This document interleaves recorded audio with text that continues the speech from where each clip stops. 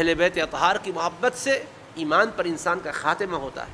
ہمارے سلسلے نقشبندیہ کے بہت بڑے بزرگ ہیں امام ربانی مجدد الفسانی شیخ احمد فاروقی سرہندی قدس اللہ سرہ العزیز، وہ بیان فرماتے ہیں کہ ان کے والد بزرگوار کا جب وقت وصال آیا تو آپ خدمت میں موجود تھے، اور زندگی میں والد صاحب ان سے فرماتے تھے بیٹا اہل بیت کی محبت حسن خاتمے میں بڑا اثر رکھتی ہے۔ تو آپ نے ابا جان سے پوچھا والد صاحب قبلہ، آپ ارشاد فرمایا کرتے تھے کہ اہل بیت اطہار کی محبت حسن خاتمے میں مدد دیتی ہے، تو اس وقت آپ کی حالت کیا ہے؟ تو ابا جان نے فرمایا بیٹا الحمدللہ میں اپنے قلب کو اہل بیت کی محبت کے دریا میں غرق پا رہا ہوں،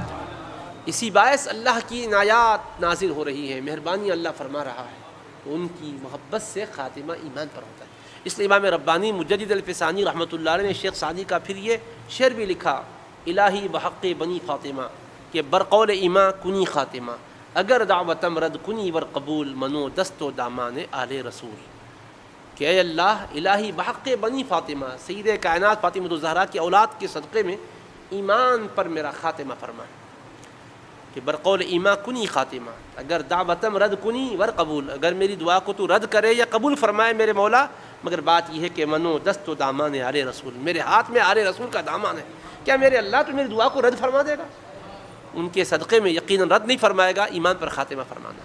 تو امام ربانی مجدد الفسانی جیسے اکبر بادشاہ کے خلاف پرچم حق بلند کر کے دین کی تجدید و احیاء کا کام کرنے والی ہستی نے یہ فرمایا، فاروق اعظم کے شہزادگان میں آتے ہیں وہ، انہوں نے بھی فرمایا کہ اہل بیت کی محبت کے بغیر خاتمے میں خوبی پیدا نہیں ہو سکتی، خاتمہ اگر خیر پر چاہو تو ان کی محبتوں کو دلوں میں بساؤ۔